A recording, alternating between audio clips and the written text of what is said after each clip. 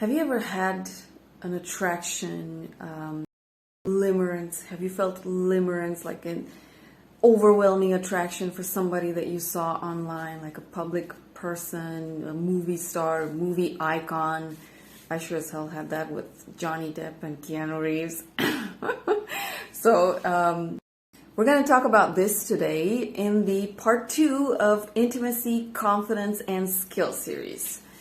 Hi, this is Liana, Holistic Intimacy Coach. Welcome back to my channel. Here, I help you get your orgasmic intimacy. So this vlog today in the summer light edition of videos was inspired by a comment that I got on the previous one. Some things were really beautiful and he was appreciating the stuff that I put out here.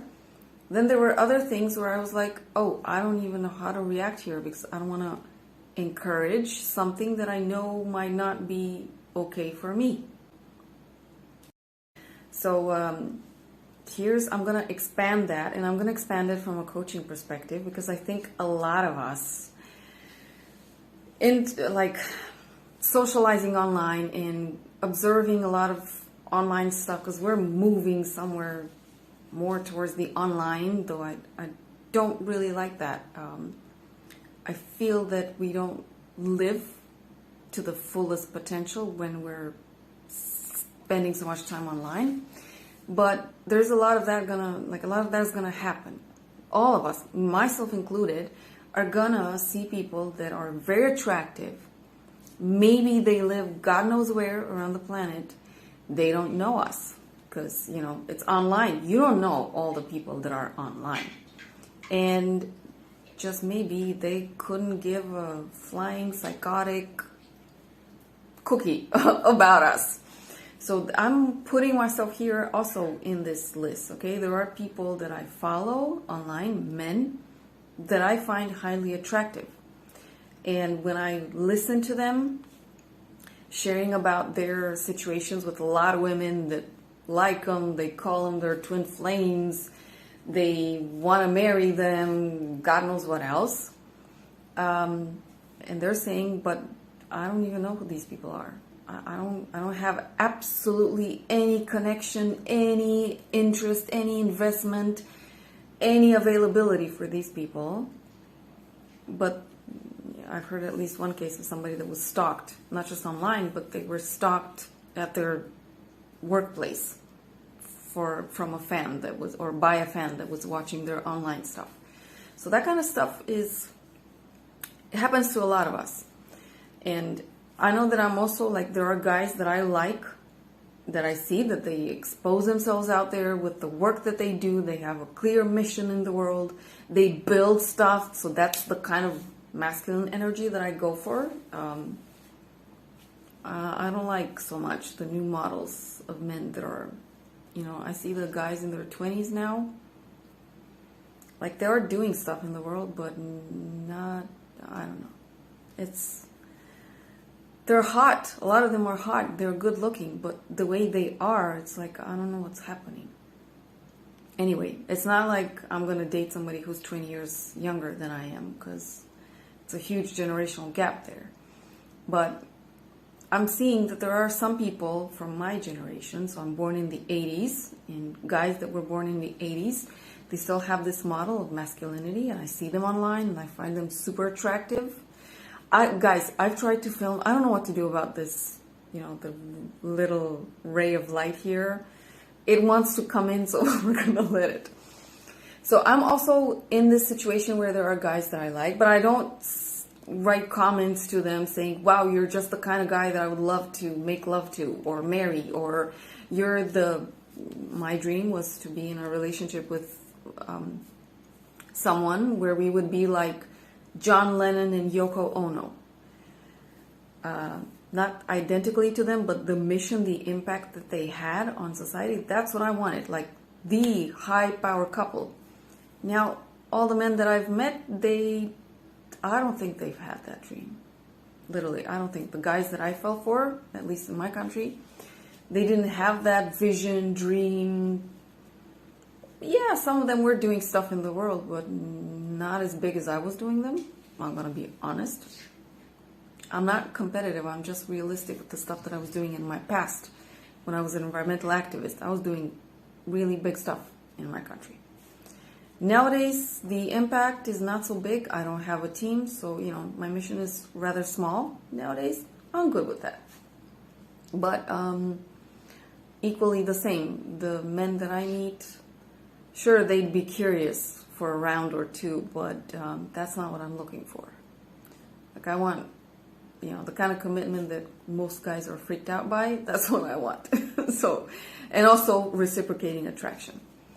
So when I saw that comment, I was like, okay, I gotta approach this, because there's something from a sexual perspective that needs to be addressed here. And that's the topic of how and where do we invest our sexual energy. When we're following people online, hopefully we get growth out of them, so we actually listen to the stuff that they share, or we observe the stuff that they do, and we take power and inspiration to start moving stuff in our lives. That would be ideal. That's why people show up online, at least in my opinion and in my perspective. But when we start to feel that they're hot and focus on, they are hot and they gotta own that one as well, obviously. I mean, if you got it, why not enjoy it?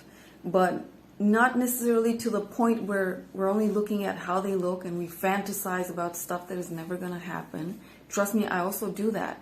So I'm not excluding myself here.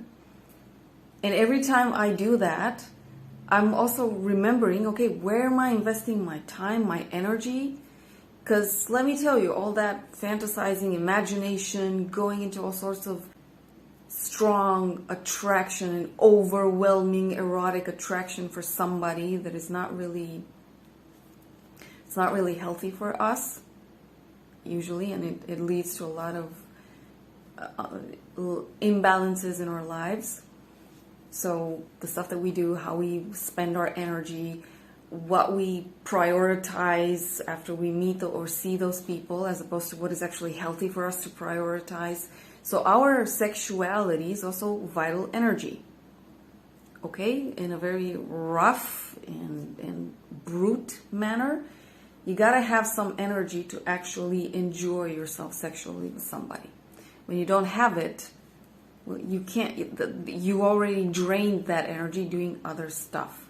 And let me tell you, watching TV shows, because I've done a lot of review for TV shows, and at the end of those, I was like, this is amazing, okay, it's fun, it looks great in terms of image, but does it really enrich us? No. Okay, so be careful what you invest your energy into. So really fantasizing or watching a lot of stuff online, no matter by who, is going to consume a lot of energy and take a lot of energy from us. We might actually use that energy building, working on a project, doing workouts, watching out for our health, not just our physical fitness, but also our health. Socializing with people that are supposed to be in our lives, like friends that we know. And actually, I do this also, like whenever I see that I'm drooling, drool, is that the word? Salivating for people online. There are a few guys born in the 80s that I'm like, oh man.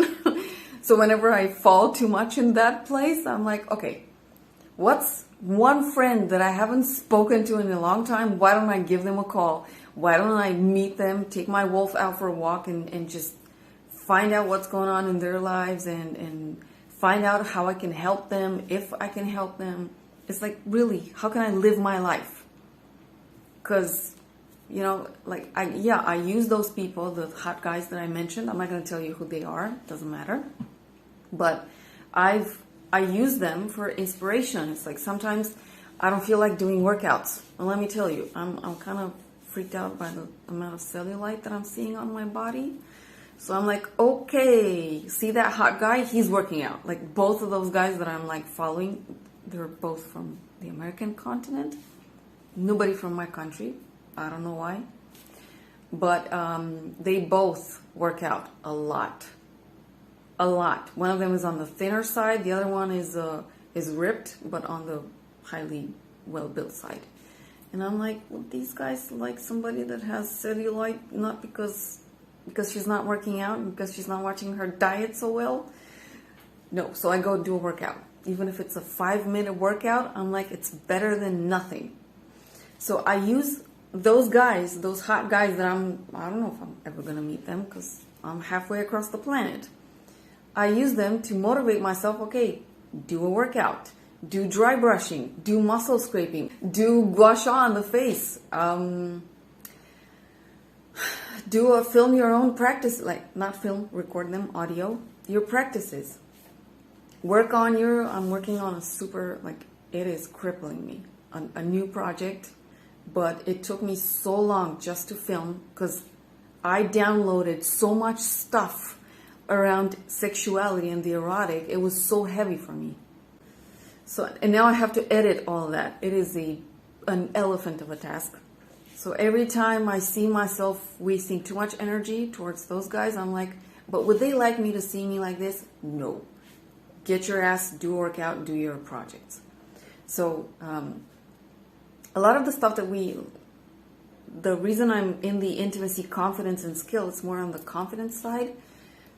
The attractive people that we see, or maybe that we ourselves are showing up in an attractive way for others online, it's supposed to, well, first of all, celebrate who we are, what nature gave us. Secondly, if you ask me, it's supposed to motivate us to stay healthy, because when we stay healthy, we look our best, whatever that means for each one of us. We stay and we look and we feel younger much longer. And I don't know about you, but that is a very big value for me. I want to grow old, figuratively speaking, in the sense of losing my spark, losing my hot blood, just losing my joy or my enthusiasm or my capacity to dream out stuff and then go pursue my dreams.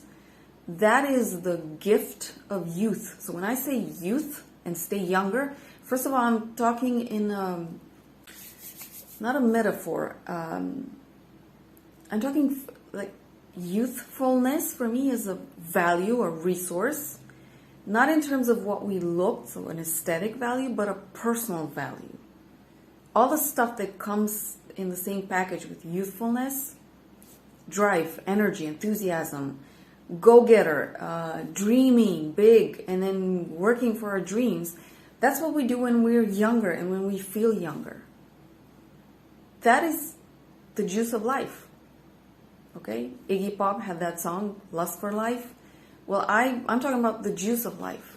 That's it. Youthfulness. Figuratively speaking, first of all, what we are like inside. So the second way, it's to inspire what? Youthfulness, health, go-getter. This is the healthiest way in which you can use, quote unquote, the people that you find hot in your life. Not to fantasize that maybe you're, because like the two guys that I see online, both of them have like gazillions of women fans. Gazillions. One of them has 4.3 million followers on one of their social media. 4.3 million. Jesus. Yeah. So I'm not even going to waste my energy to write. Like, when I see his posts, some of them I like them, I follow him, I watch him, I read the descriptions and whatever, but, I don't. The point is not to lose ourselves in that kind of infatuation. I don't think it's healthy. From a coaching perspective, how you invest your sexual energy, super important. And discrimination in where you take your energy to, highly, highly important skill to develop. And also very attractive for the men and women that we're going to meet, depending on who we're interested in our lives. Discrimination between what is real and what is not, or discernment if you want. That's extremely important, and that's going to be valuable. What do you think? Do you imagine that the person that you're going to marry is going to like that you're not capable to discern between what is real and what is not. Yeah, sure, pay compliments, absolutely. Trust me. For instance, when I pay compliments, because to one of them, I do pay some compliments, and sometimes I comment where I don't agree with the stuff that he puts out there. But usually I appreciate the work that they do, the stuff that is going on if they share public stuff, because one of them is really private, although with 4 million followers. Yeah, that's like, wow. But one of them is actually sharing a lot of stuff from his life. And I'm like, yeah, awesome. Congratulations. But I don't declare myself or whatever, because it's like, no. I know that sometimes throughout in these 6 years that I've been doing coaching, even though I don't, none of my socials is above 10K, there are still some guys that have written to me all sorts of stuff. And I'm like, man, the worst thing that I got, Jesus Christ, it was somebody by name, although I don't think that was his real name, from India. And he wrote to me, here I am praying that in the next life you're going to marry me or something. And I'm like, and he wrote that comment on my YouTube channel. When I saw that, I was like, why is this guy wanting, what did I do wrong to have somebody imprison me like that? For all I know, a hot guy that I like is never going to write to another woman that he doesn't know in his real life, that kind of thing. No way. That was instant not attraction. Who are you? I mean, if you're good in your life, because I would hope that you are, you wouldn't leave comments like that. And I can't help anybody if somebody brings that stuff to me, I cannot help them as much as I want them to. But wishing somebody that after they die and they reincarnate, if they believe in reincarnation, by the way, I know that in the Hindu tradition that's a thing. In Orthodox religion, though I'm not actively practicing my religion, we don't know exactly what happens after we die. We go in the afterlife, but it never says that we come back. Anyway, I'm not sure, if I had a choice, I'm not sure I want to come back here. I'll be honest. I kind of don't like what is going on our planet. But, so to wish somebody that I don't know, and for all I know, I might not like the guy, to wish that I marry him in the next life, is something would have to be, I'd have to have done something so wrong to be punished. So, that was the worst message. I got so angry when I read that. I was like, dude, I'm not even going to reply to this. What the fuck is that? I'll be honest. As a woman, no, man. No. That's why for this reason, I am highly, highly careful. If I ever take a guy to coaching, accept them as a coachee. But it's because of that kind of interactions, and I got a lot of people came to me for all the wrong reasons, men, and I was like, you know what? That's not, I'm interested in men. I'm heterosexual, by the way, if it wasn't obvious. But I'm not going to take a guy in coaching because, wow, there's a lot of stuff that shouldn't be there. And I'm not skilled enough, because I actually had this talk with my peer support from my training, sexological bodywork. He told me, but why are you doing that? People still need you. And I kept saying, but I'm not skilled enough to hold space for somebody who comes to me because they're in love with me. And I'm not skilled enough to tell them and actually hold space for them to understand that I don't like them. And if they need me as a coach, sure, but I'm never going to be attracted to them, because I don't do this work to pick up people. I do it because I needed it when I was in trouble. And then I told myself, okay, I want to be part of sharing a different perspective on sexuality, sexual empowerment, on sexual growth, and on sexual expression, in a hopefully for us to look at sexuality in a healthier way and really start doing steps, doing the practices selling my product. That's why I want to do it. Yeah, in the end, it also got not just to a mission, there's also a material side of it, because I got to make a living also. This is where I take my energy. I invest a lot of myself. Totally natural that I get back. But if somebody comes to me because they want to have sex with me and that's not why I'm doing this work for, I don't even know. I mean, maybe after 20 years of being a coach, I would actually be skilled enough to hold space for that. But right now, it's like I'm 6 years in. I can't successfully hold space for that. And I didn't lie to myself, and I didn't want to say, wow, but I'm better skilled at this than... No. No way. I don't want to push myself into... So the reason I'm doing this work is for a different reason. So that's why a lot of men probably could use coaching, but because they're not actively and they're not owning the fact that they actually come to coaching and they're thinking God knows of what, no thank you. I reserve the right to select my coachees. Yeah. So a lot of how we invest our energy is extremely important. And this topic became obvious when somebody, like the comment was really constructive that I got.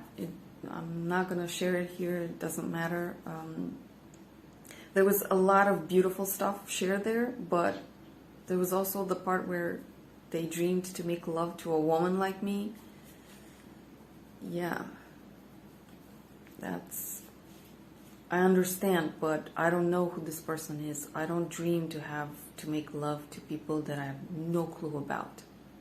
I, for one, like if anybody's curious, either in my own life, and I live in Romania, Southeastern Europe, I see a guy that I like, and I see a guy and I interact. So it's somebody that is part of my life in one way or another. And if I see them and I actually get a chance to look at them, see them in the flesh, that's going to be number one way in which I imagine that I could have sex with somebody or make love to them or be in a relationship with it, because actually that's the most important for me. Secondly, if it's somebody online, brothers and sisters, it is somebody who's doing their goddamn work or God heavenly work, and they build amazing things out there. They show themselves with their real names, with their real faces. They engage people. Okay, they are true leaders. I've built 2 social movements in my country. I'm not exactly a softie of a woman. I got quite a lot of masculine energy in me. So somebody that is not mobilizing people, dude, I'd be more masculine than they'd be. That's not my dream. I don't aspire to be more masculine than the man next to me. It's actually one of the things that was a shock for me. All the guys that I had the hots for in Romania, my real embodied life, I thought they were amazing, highly driven men. It turns out, years later, most of them were intimidated by me. And I'm like, Jesus, here I am thinking, or I thought that you were 10 times stronger inside than you actually were. And a woman that is building projects is the scariest thing that you've met in your life. Like the stuff that are truly scary from my perspective. When a parent dies, maybe when your child dies, your partner gets sick, or maybe, let's say, as a man, your wife who's pregnant, she's also going through sickness, and you gotta be really, those are scary stuff in life. Not a woman that is interested in you and she owns it. To me, those were pussies. And I was like, how the heck did I not see them? They were pussies inside. If a woman that is interested in you scares you, Jesus, people, I don't even want to, I don't want to conceive what you're going to be as fathers, the leaders of your family, the leaders in your woman's life, because, that's the classical way. The men lead in the relationship. They guide the dark. How the heck could I entrust myself to a guy that was scared just because I came up to them and told them that I liked them? I'm like, that's the least of all scary things in life. Sickness, death, accidents, calamities. Those are the things that we should worry about. Jesus, yeah. I don't want to insult anybody. I'm just speaking about the things that I find attractive and what gets me hot for somebody as a woman.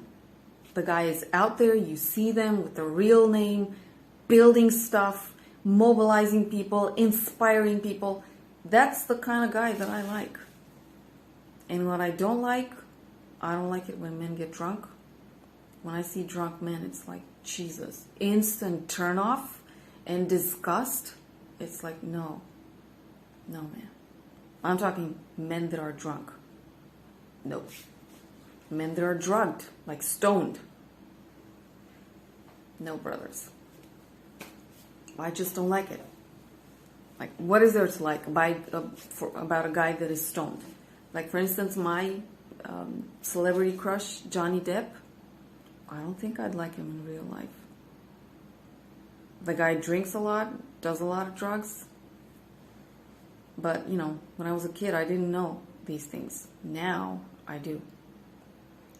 Guys that are just, trolls, because there are a lot of guys that do trolling online. It's like, wow, Jesus, get a life. That's my reaction, I'll be honest.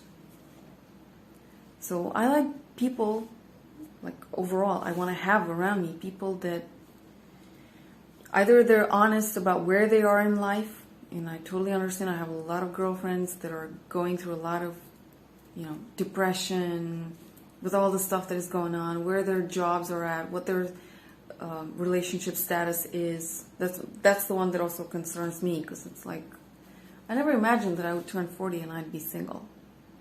Like, in my head, I was already married to the love of my life. But, I'm dealing with that. Or it's the people that are already building their dream because they know it and they're working on it day by day.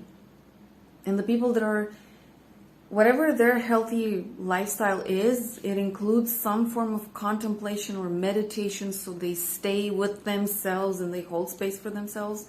They do some form of workout at least a few times a week. So they're living on planet Earth as I knew it when I was a kid. We didn't have all this stupid online and VR stuff back then. It was just sci-fi back then. But that was it. It was like, how cute. And then we'd go back to being alive on planet Earth in the physical realm. So that's why a lot of the stuff that is coming from the younger generations, people are always, in our 20s, we're all going to be attractive. So there are guys in their 20s, when I look at them, I'm like, wow, they look hot. I'm not going to jump them. I'm not going to do anything. I just appreciate from a very far distance. But the kind of lives that they lead, I don't know, man. It's like, online is not the real life. Not the way I see it. So, in how we invest our sexual energy, I hope we take whatever inspires us, great, it's there. And then we take it and we transform it into something constructive in our lives. I mean, that's what I hope, that everybody, that would be the ultimate confidence in intimacy. They see somebody that serves them as a muse. They don't stalk the person. They don't start to declare God knows what. No. They take that energy and then they do something constructive in their lives. And whenever they meet the right person for them, great, that person will really appreciate them and they will be a resourceful partner in their relationship. So that's how I see it. That's the intimacy confidence part of this video. When we find people that are attractive online, those were my 30-minute cents. I remember that a Romanian guy on my personal Facebook account, the one that I have from 2008. Yeah, that's when I opened my Facebook account. The YouTube, I opened it much earlier. You're going to see in the about, it's from 2006, I think, even earlier than Facebook. But I started using it in 2016. So, it was inactive for 10 years. But somebody on my personal Facebook account commented in one post, we were talking about something in our country, and he commented that, I think a lot of people, and this might also include you, don't go into relationships because they keep want to work on themselves. But if we keep working on ourselves, but we're never going to get there. I mean, I'm sure we're all just fine and we're perfectly capable to be in relationships. Well, the way I see it, there's at least one thing that for me, it's like I'm not relationship material yet, except if I'm like deeply, madly, truly, madly, deeply in love with somebody. This was a song from the 90s, Truly, Madly, Deeply. So that's the only way in which, with all my warts and all that, figuratively speaking, I'd enter a relationship, and I was willing to do that, but the person didn't, totally indifferent to me. My bad luck, I guess, my bad karma. But otherwise, yeah, I'm also working on myself. So I'm not perfect. I don't claim to be so. I don't want to show up as a guru, as an expert. I don't like that approach, by the way. I want to be honest, and I want to inspire people to be better, help people where I'm trained and skilled at, help them to work on that stuff, be an objective observer, because the coach, that's essentially therapist coach, objective observer that is there in a process with somebody. They are trained, so they got a trained eye to notice, okay, maybe this kind of dynamic is not exactly helpful.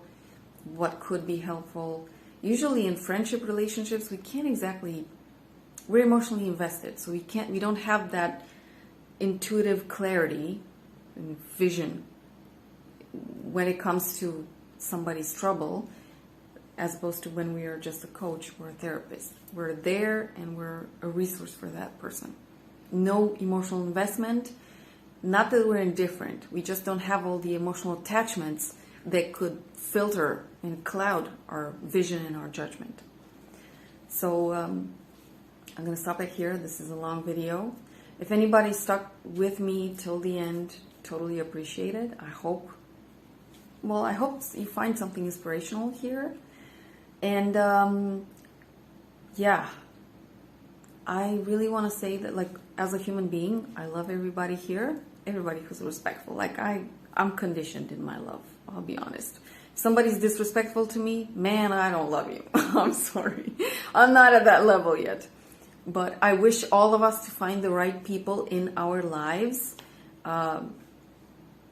me included also. And otherwise, if the stuff that I have here can help you grow, excellent. That is the reason I invest all this energy here.